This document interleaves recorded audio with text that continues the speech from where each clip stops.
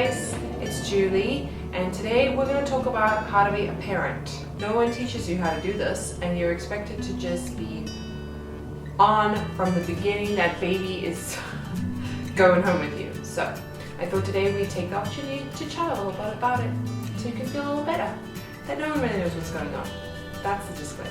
One thing that I would suggest in terms of organization, not just for baby, is organize yourself, because you're probably going to have more time to organize baby and baby stuff than your own things once that baby arrives. So if I could give anyone some advice, is when you're in that nesting phase or even before you have a baby, you should be doing this anyway, whether you have a baby or not, but get your things organized.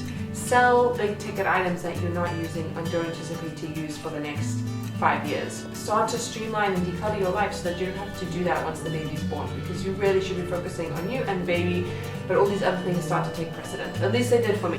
Digitally declutter your life as well. So we're focused on the physical decluttering, that's fine. But I think digitally getting your computer in order, all your documents in order, scanning things so that you have less paper clutter, filing things away, because once that baby comes, you're going to have so many more documents and things that you have to look after for the rest of this new person's life. Setting up systems for success before baby arrives so that it's more of a habit once you're under that stress of being a new parent versus having to now create all these new things. Another thing I would recommend is to develop your workout routine. So I think getting into a good exercise routine, you should be exercising all the time, that goes without saying, but if you can do some kind of exercise routine before baby is born, you're more likely to continue with it afterwards because it was what you were so used to, your body was used to doing it. So if you're used to working out 2 or 3 times a week, try and maintain that to the best of your ability throughout your pregnancy so that you can continue to do that as soon as you're allowed to after baby is born, because that's something also that happens. You know, we just let ourselves kind of take a back seat when it comes to health and fitness once our child arrives, and part of self-care and being a good parent is making that time for yourself.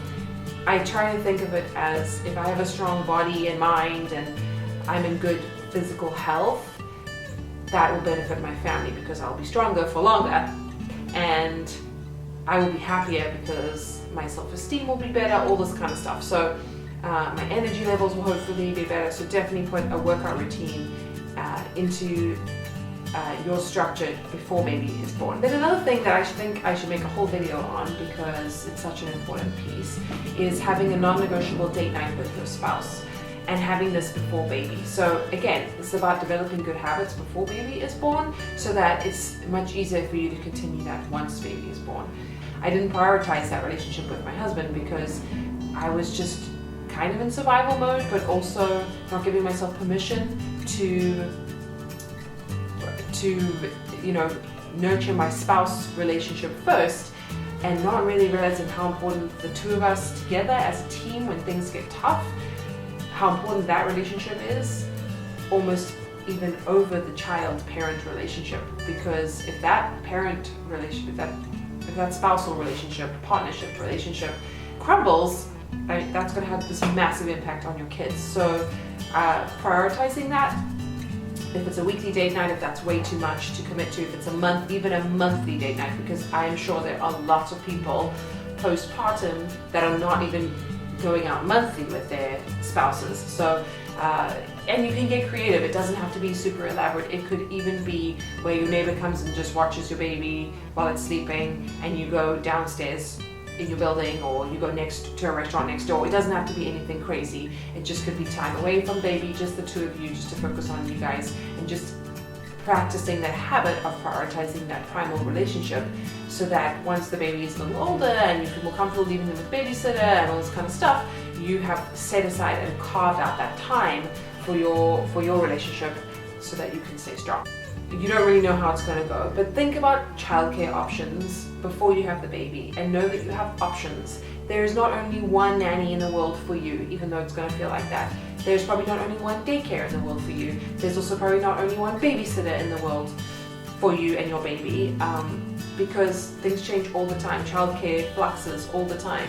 People leave, people move, and you can't be so reliant on one person. Think about the pros and cons of nanny versus daycare. Look at the costs. Also look at What are you willing to spend the time on for your sanity? Because whatever you're gonna save in getting the minimal or the cheapest childcare, you're probably gonna pay for in therapy. So just think of it like that. You know, you want to make sure that you're getting something that you quality childcare.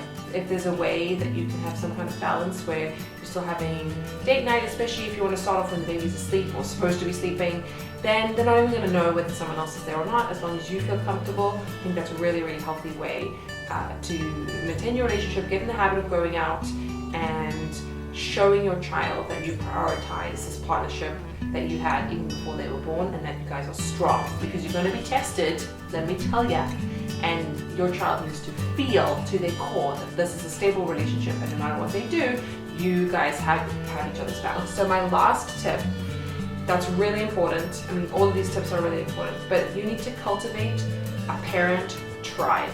But there's something irreplaceable about having a little mommy tribe you can stay connected to, and I think that's one pro of social media and the internet and chat apps and things, is that you can be texting people in the middle of the night, there for you, and they understand what you're going through, especially if your children are similar ages.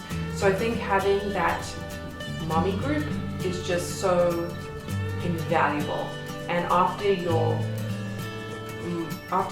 spousal relationship, I think the mommy group is really, really important, and to put time into that as well. So I can hear my little children coming back.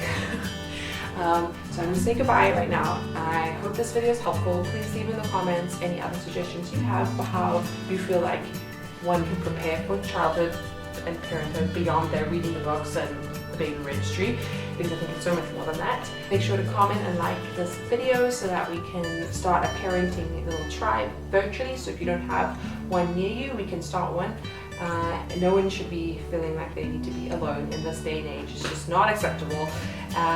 Also follow me on Instagram if you want to see more updates, see my kids and all this kind of stuff, and how we do parenting and working and crazy life. Alright, chat to you soon. Bye!